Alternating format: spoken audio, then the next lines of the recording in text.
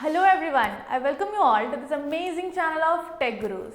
And today our topic is some parts of transportation. Along with we'll study something about blood pressure, something about lymph, and then we'll move on to how this transportation or the circulation occurs in plants. Okay? So these are the basic topics. So before starting what we are doing today, we should kind of take a brief recap of what we have studied earlier. Like we have studied the different life processes in which we have studied everything about nutrition, followed by respiration, and today we are continuing the topic of transportation or the circulatory system. Okay, fine. So let's start the topic. So our very first topic is lymph. So we all know that blood is the circulatory fluid. blood हमारे body का circulatory fluid है, but apart from blood हमारे body में एक और circulatory fluid होता है जो कि होता है lymph. lymph is basically blood without RBC. blood में से आप RBC माइनस कर तो that's basically your lymph. fine.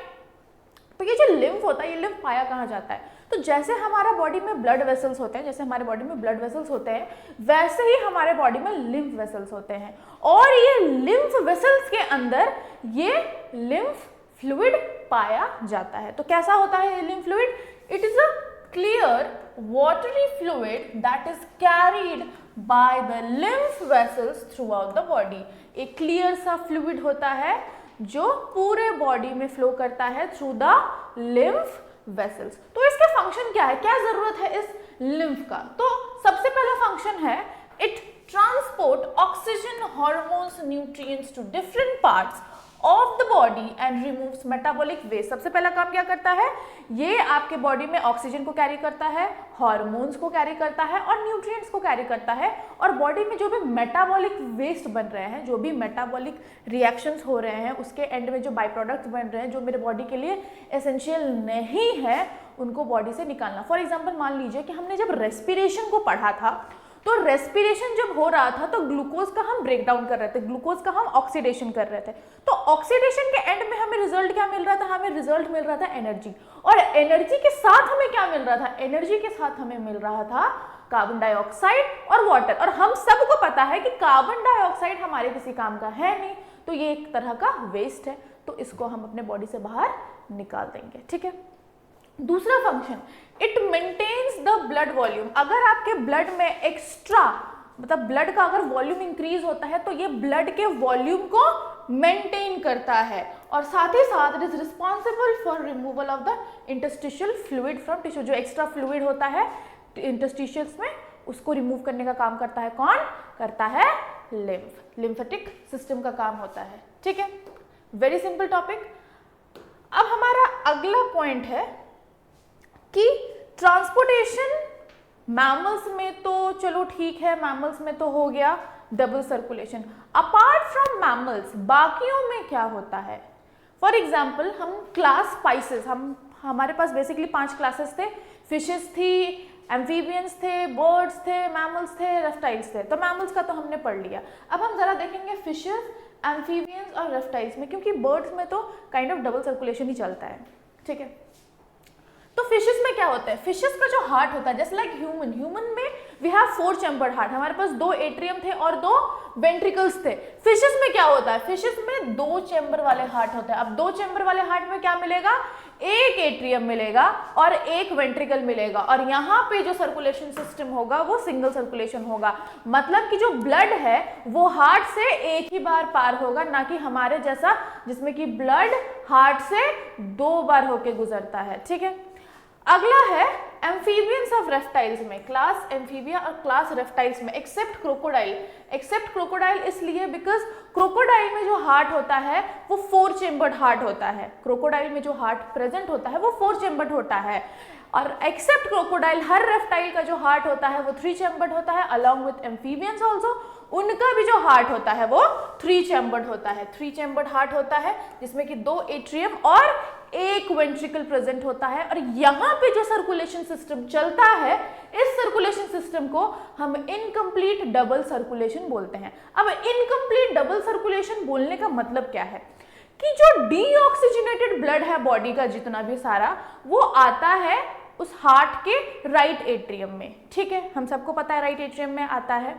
And जो भी ऑक्सीजनेट होके, या तो उस ऑर्गेनिज्म के पास लंग्स है या तो गिल्स है या जहां से भी वो रेस्पिरेशन कर रहा है, वहां से जो ऑक्सीजनेटेड ब्लड आ रहा है वो आ रहा है लेफ्ट एट्रियम में, और दोनों ही एट्रियम के ब्लड एक सिंगल वेंट्रिकल में जाके मिक्स हो जा रहे हैं। तो क्या हो जा रहा है, ऑक्सीजनेटेड ब्लड और डीऑक्सीजनेटेड ब्लड मिक्स हो जा रहे हैं। That's why we are saying कि ये इनकम्प्लीट डबल सर्कुलेशन है, क्योंकि एट द एंड क्या हो रहा है, जो डीऑक्सीजनेटेड ब्लड है और जो हमारे जो उस ऑर्गेनिज्म के लंग्स से या किसी भी और रेस्पिरेटरी ऑर्गन से जो ब्लड ऑक्सीजनेट होके आ रहा है, दोनों ही आके एक सिंगल वेंट्रिकल में मिक्स हो जा रहे हैं। दोनों ही blood oxygenated as well as deoxygenated blood एक ही जगह पे मिक्स हो जा रहे हैं।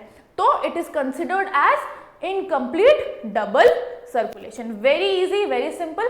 एंड जो बाकी के दो क्लासेस रह गए, यानी कि aves, that is called birds, and mammals, वहां पे फॉलो होता है डबल सर्कुलेशन। ठीक है, चलिए अब हम जरा ध्यान देते हैं एक बहुत ही कॉमन चीज पे, लोगों को बहुत इंटरेस्ट होता होगा, ये ब्लड प्रेशर क्या होता है। क्या होता है, हमें पता है ब्लड प्रेशर नॉर्मल 120/80, लेकिन ये ब्लड प्रेशर जो है ये है क्या, ये किस वजह से ये क्रिएट होता है, क्या होता है, क्यों होता है। ठीक है, तो चलिए देखते हैं। हम सब पढ़ते हैं कि जो नॉर्मल ब्लड प्रेशर होता है वो 120/80 होता है, 120/80 mm/Hg। ठीक है, ठीक है, प्रेशर है, उसको कैलकुलेट कर रहे हैं तो उसका कुछ तो यूनिट होगा। तो ये 120 अलग से, ये 80 अलग से, दो अलग अलग प्रेशर क्यों? क्योंकि ब्लड प्रेशर में दो कंपोनेंट्स होते हैं, एक होता है सिस्टोलिक प्रेशर, एक होता है डायस्टोलिक प्रेशर। ब्लड प्रेशर के दो कंपोनेंट्स हैं, एक है सिस्टोलिक प्रेशर, एक है डायस्टोलिक प्रेशर। तो सिस्टोलिक प्रेशर क्या है? सबसे पहले ब्लड प्रेशर क्या है? तो जो प्रेशर ब्लड लगाता है while flowing through the arteries, हमारे बॉडी के आर्टरीज से फ्लो करते समय जो ब्लड प्रेशर लगाता है आर्टरी के वॉल्स पे, उस प्रेशर को हम बोलते हैं ब्लड प्रेशर। कौन सा प्रेशर? वो प्रेशर जो ब्लड एक्सर्ट करता है while flowing on the walls of arteries. Arteries के वॉल पे जो ब्लड प्रेशर एक्सर्ट करता है उसे हम कहते हैं ब्लड प्रेशर। और ब्लड प्रेशर में दो कंपोनेंट होता है, एक होता है सिस्टोलिक प्रेशर, एक होता है डायस्टोलिक प्रेशर। तो देखते हैं कि ये सिस्टोलिक प्रेशर और ये डायस्टोलिक प्रेशर होता क्या है। ठीक है, तो ये जो सिस्टोलिक प्रेशर होता है ये वो प्रेशर होता है जो वॉल्स पे, आर्टरी के वॉल्स पे एक्सर्ट करती हैं जब हार्ट हमारा बीट कर रहा होता है। हार्ट में जब कॉन्ट्रैक्शंस हो रही होती है तब ब्लड जो प्रेशर एक्सर्ट करता है आर्टरी के वॉल्स पे, that is called as the systolic pressure. And systolic pressure is comparatively higher than the diastolic pressure. हम देख ही सकते हैं कि सिस्टोलिक प्रेशर जो है वो डायस्टोलिक प्रेशर के कंपैरिजन में थोड़ा ज्यादा होता है। ठीक है, तो डायस्टोलिक प्रेशर क्या होता है? डायस्टोलिक प्रेशर वो प्रेशर होता है ब्लड का जो ब्लड एक्सर्ट करता है आर्टरीज के वॉल पे जब हार्ट रिलैक्स कर रहा होता है। ठीक है, सिस्टोलिक प्रेशर क्या होता है? जब ब्लड प्रेशर लगाता है वॉल्स के हार्ट पे, जब हार्ट बीट कर रहा होता है, हार्ट में जब कॉन्ट्रैक्शन चल रही होती है, तब जो प्रेशर ब्लड लगाता है आर्टरी के वॉल पे, हम उसे सिस्टोलिक प्रेशर कहते हैं। बट डायस्टोलिक प्रेशर वो होता है जब हमारा हार्ट रिलैक्स कर रहा होता है और ब्लड आर्टरी के वॉल्स पे जो प्रेशर एक्सर्ट कर रही होती है उन्हें हम कहते हैं डायस्टोलिक प्रेशर। ठीक है, systolic pressure and diastolic pressure आप सबको पता होगा। Normal blood pressure is 120/80। और आप सबने एक मशीन देखी होगी जिससे डॉक्टर्स मेजर करते हैं, उसका नाम क्या है? उसका नाम है स्फेगोमैनोमीटर। क्या है? स्फेगोमैनोमीटर। ये इंपॉर्टेंट है आपके लिए।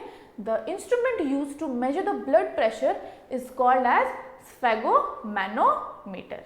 ठीक है, वेरी सिंपल। अब हम कुछ लोगों में देखते हैं कि ये ब्लड प्रेशर की जो प्रॉब्लम है ये मतलब उनमें जो ब्लड प्रेशर पाया जाता है वो नॉर्मल से हमेशा ज़्यादा पाया जाता है, लाइक हमेशा उनको 140/90 या 140/100 कुछ ऐसा मिल रहा है, नॉर्मल ब्लड प्रेशर से ज़्यादा, मतलब उनका ब्लड प्रेशर हमेशा नॉर्मल से ज़्यादा हो रहा है। तो इन लोगों में एक कंडीशन अराइज होती है जिसे हम कहते हैं हाइपरटेंशन। किसी एक बार अगर ब्लड प्रेशर किसी रीजन से बढ़ गया, ये कोई हाइपरटेंशन का कंडीशन नहीं है, बट अगर प्रोलॉन्ग टाइम तक आपका ब्लड प्रेशर हमेशा हाई ही दिखा रहा है या आपका ब्लड प्रेशर हमेशा हाई ही रह रहा है, तो it can be a simple of hypertension. ठीक है, it's a very interesting topic. तो हमने ऑलमोस्ट ह्यूमन का जो सर्कुलेटरी सिस्टम था उसमें जितनी भी कंपोनेंट्स थी उसको बहुत प्रॉपरली कवर कर लिया। अब हमारे पास जो बच रहा है that is transportation in plants. Plants में जो ट्रांसपोर्टेशन होता है, ये जो सर्कुलेशन होता है डिफरेंट कंपोनेंट्स का, अब हम भी जो ट्रांसपोर्टेशन कर रहे थे वो क्यों कर रहे थे कि हमारे पास खाना था, उस खाने को बॉडी के एक एक सेल तक पहुंचाना है ताकि उसको एनर्जी मिल सके। मेरे पास ऑक्सीजन है, मेरे को बॉडी के एक एक सेल तक पहुंचाना है ताकि वो अपना लाइफ प्रोसेसेस को कंप्लीट कर सके। तो वैसे ही प्लांट्स में भी हर चीज का अवेलेबिलिटी इंश्योर करना है। तो ये अवेलेबिलिटी कैसे इंश्योर होगा, तो चलिए हम देखते हैं ट्रांसपोर्ट इन प्लांट्स। प्लांट्स में जो ट्रांसपोर्टेशन है वो कैसे अकर होगा। ठीक है, तो अब सब जान रहे होंगे कि प्लांट्स में फूड का ट्रांसलोकेशन होता है, वाटर का भी ट्रांसलोकेशन होता है। तो ये फूड और वाटर आता कैसा है? बेसिकली प्लांट्स को एक तो खाना चाहिए और एक तो पानी चाहिए, क्योंकि उसके पास स्टोमाटा है, उससे वो ऑक्सीजन वगैरह का अवेलेबिलिटी, जो भी उसको गैसेस चाहिए, ऑक्सीजन नॉट बेसिकली ऑक्सीजन, उसे बेसिकली कार्बन डाइऑक्साइड चाहिए as a raw material to prepare food, ये सब का अवेलेबिलिटी तो वो अपने स्टोमाटा के थ्रू इंश्योर कर लेगा। मेन रिक्वायरमेंट है उसे अपने वाटर की, और उस लीव्स में जो फूड बन रहा है उसको बॉडी के एक एक कोने तक पहुंचाना। ठीक है, तो सबसे पहले हम ध्यान देते हैं कि ये पानी जो है ये कैसे उस प्लांट के एक एक सेल तक पहुंच रहा है। ठीक है, तो हम सबको पता है कि जो प्लांट्स होते हैं, जो ट्रीज होती हैं, वो वाटर के जो अर्थ का सरफेस होता है, सॉइल के अंदर से, सॉइल से अर्थ सरफेस से पानी को अब्सॉर्ब करता है। ठीक है, रूट्स होती हैं उन पानी वाटर को अब्सॉर्ब करने के लिए। लेकिन इस इतने बड़े से पेड़ पे ये पानी जो है वो इस सिंगल एक इस पत्ते की अगर मैं बात करूं, उस पत्ते तक कैसे पहुंचेगा? ऑब्वियस सा बात है, ठीक है, मैं मान लेती हूं कि जो पानी है वो रूट्स अब्सॉर्ब कर लेगा और उसको, रूट्स को तो अवेलेबल हो जाएगा, लेकिन उस लीफ को जो उस टिप पे प्रेजेंट है उसको कैसे मिलेगा? तो फॉर ऑल दीज थिंग्स, ये जो ट्रीज होती हैं इनके पास एक स्पेशल सिस्टम होता है जिसको हम कहते हैं वैस्कुलर सिस्टम। क्या होता है इनके पास? इनके पास होता है वैस्कुलर सिस्टम। और इस वैस्कुलर सिस्टम में मेजरली दो चीजें होती हैं, एक होता है जाइलम, एक होता है फ्लोएम। इनको ट्रैक्यूरी एलिमेंट्स भी बोला जाता है, इन्हें हम ट्रैक्यूरी एलिमेंट्स भी कहते हैं। ठीक है, तो होता बेसिकली ये है कि जो भी वाटर प्रेजेंट है रूट्स उनको अब्सॉर्ब करेगा, और इनके पास होता है एक अपना पाइपलाइन सिस्टम। हम घर में देखते हैं कि जो मोटर होता है, मोटर से पानी चढ़ता है टंकी में, और टंकी से हर जगह वो सर्कुलेट होता है, जहाँ जहाँ जिधर जिधर जिस जिस रूम में, जहाँ जहाँ जिस बेसिन में पानी का रिक्वायरमेंट है। ठीक है, ये भी कुछ ऐसे ही काम करता है। ठीक है, वो पानी को अब्सॉर्ब कर लिया, और उसके पास, जैसे हमारे घर में पाइपलाइन सिस्टम्स होती हैं, इसके पास भी अपना ही पाइपलाइन सिस्टम है पानी को पहुंचाने के लिए एक एक कोने तक, दैट इज कॉल्ड जाइलम।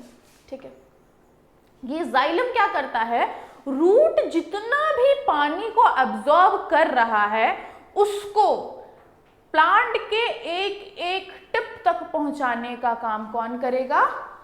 आपका जाइलम। ठीक है, जो प्लांट्स में जाइलम प्रेजेंट है वो उस पानी को एक एक जगह तक पहुंचाने का काम करेगा। ठीक है, अब और एक इंटरेस्टिंग बात ये है कि जाइलम जितना भी पानी एब्जॉर्ब करता है वो एक डायरेक्शन में करता है। यहाँ जो भी मूवमेंट होता है पानी का वो यूनी डायरेक्शनल होता है, एक डायरेक्शन में होता है।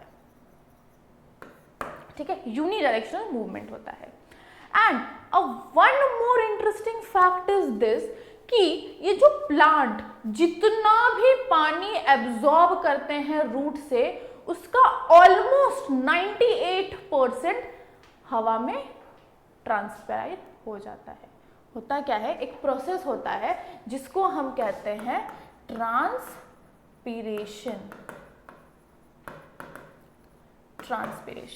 ट्रांसपीरेशन वो प्रोसेस होता है जिसमें कि जो वाटर होता है वो लीफ से वाटर वेपर के थ्रू बाहर आ जाते हैं। तो जितना भी पानी प्लांट्स एब्जॉर्ब करते हैं उसका अराउंड 2 to 3% ही वो यूज कर पाते हैं, बाकी ट्रांसपीरेशन के थ्रू बाहर चले जाते हैं। आपके दिमाग में एक और क्वेश्चन आना चाहिए था कि ग्रेविटी तो हर चीज को नीचे खींचेगी, पानी अगेंस्ट द ग्रेविटी कैसे जा रहा है?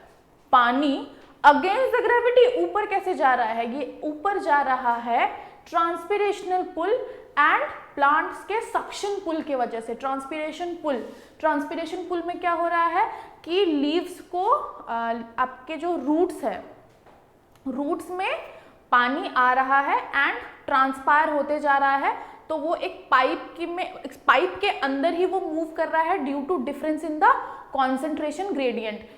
रूट्स के पास हाई कॉन्सेंट्रेशन है, लीव्स के पास लो कॉन्सेंट्रेशन है, तो वो from region of high concentration to low concentration वो डिफ्यूज होते जा रहा है। ठीक है, तो ये जो भी मूवमेंट हो रहा है against the gravity, this is all because of transpirational pull and suction pressure.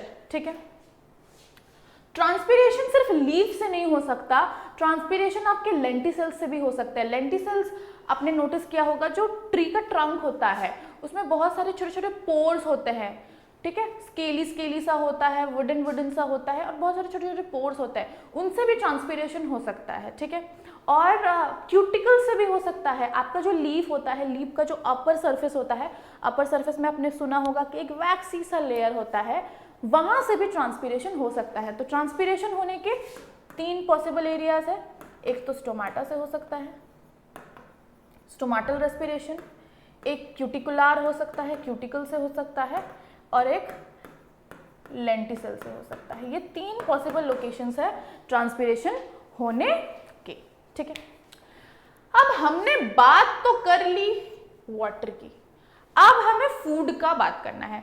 Food का कैसे ट्रांसलोकेशन होगा, फूड एक जगह से दूसरे जगह कैसे पहुंचेगा? ठीक है, तो क्या होगा कि हम सब जान रहे हैं कि जो लीव्स है, इन लीव्स के अंदर होता है फोटोसिंथेसिस। फोटोसिंथेसिस में क्या होता है, प्लांट्स क्या करते हैं, इनऑर्गेनिक सब्सटेंसेस का यूज करते हैं, जैसे कि कार्बन डाइऑक्साइड एंड वाटर, और सनलाइट और क्लोरोफिल के हेल्प से क्या बनाते हैं, वो बनाते हैं ग्लूकोज, वो बनाते हैं फूड। अब इस ग्लूकोज की रिक्वायरमेंट तो सिर्फ उस लीफ को नहीं है, उस रूट को भी तो है, वो भी तो काम कर रहा है। सिर्फ उसको तो रिक्वायरमेंट नहीं है, खाना तो मुझे यहाँ इस रूट के टिप तक पहुंचाना होगा, बिकॉज हर कोई काम कर रहा है, हर कोई को खाना चाहिए, एक एक सेल को खाना चाहिए। तो ये खाना कैसे जाएगा, ये खाना ट्रांसलोकेट होगा थ्रू फ्लोएम। ठीक है, ये खाना किसके थ्रू ट्रांसलोकेट होगा, फ्लोएम के थ्रू ट्रांसलोकेट होगा। फ्लोएम जैसा जाइलम था एक pipeline system to circulate the water to every part of the body, वैसे ही मेरे पास होता है फ्लोएम, प्लांट्स के पास होता है फ्लोएम, जो क्या करेगा, फूड को प्लांट के एक एक पार्ट तक पहुंचाने का काम करेगा। ठीक है, and one more interesting thing is this कि फ्लोएम में जो मूवमेंट होता है वो बाय डायरेक्शनल होता है। जैसे हम पढ़ रहे थे ना कि जाइलम में जो वाटर का मूवमेंट होता है वो यूनिडायरेक्शनल होता है, हमेशा एक ही डायरेक्शन में जाएगा, ये एक ही डायरेक्शन में मूव करेगा। लेकिन जो फूड होता है, फूड का जो मूवमेंट होता है वो बाई डायरेक्शनल होता है, वो ऊपर की तरफ भी जा सकता है, वो नीचे की तरफ भी जा सकता है, डिपेंड्स कि उसकी रिक्वायरमेंट क्या है, ठीक है। अपार्ट फ्रॉम दैट जाइलम के अपने कुछ एलिमेंट्स होते हैं, ट्रैकेट्स होते हैं, वेसल्स होते हैं, ये सब चीजें आपने स्टैंडर्ड 9th में कहीं ना कहीं थोड़ी बहुत पढ़ी होगी, ठीक है। तो बेसिकली हमारा जो ट्रांसपोर्टेशन इन प्लांट्स और ट्रांसपोर्टेशन इन एनिमल्स का जो पूरा टॉपिक था ये खत्म हो चुका है। जो भी चीजें आपको जरूरत की थी मैंने आपको बता दी हैं। इसके बाद ये जब चैप्टर खत्म हो जाएगा तब हम इस चैप्टर में जो इंटेक्स्ट क्वेश्चन है, जो एक्सरसाइज क्वेश्चन है, इन सबको एक साथ बैठ के सॉल्व करेंगे। इनका पॉसिबल आंसर्स क्या होगा हम उन्हें डिस्कस करेंगे। और अगर आपको जो भी मैंने अभी तक बताया उसमें अगर आपको कोई भी डाउट है या फिर आपको कुछ भी चीज़ ऐसा लगा कि नहीं आपको समझ में नहीं आया, या फिर अपार्ट फ्रॉम दैट इस टॉपिक के अलावा भी अगर आपके माइंड में कोई भी ऐसा सवाल आ रहा है तो बिना हिचकिचाए कमेंट बॉक्स में डालिए और हम ज़रूर कोशिश करेंगे जल्द से जल्द आपके उन क्वेरीज को सॉल्व करने की। एंड हमारे चैनल्स को सब्सक्राइब कीजिए, हमारे वीडियोस को लाइक कीजिए और अगर कंटेंट पसंद आए तो ज़रूर से ज़रूर अपने दोस्तों को शेयर कीजिए। Thank you so much, all the best.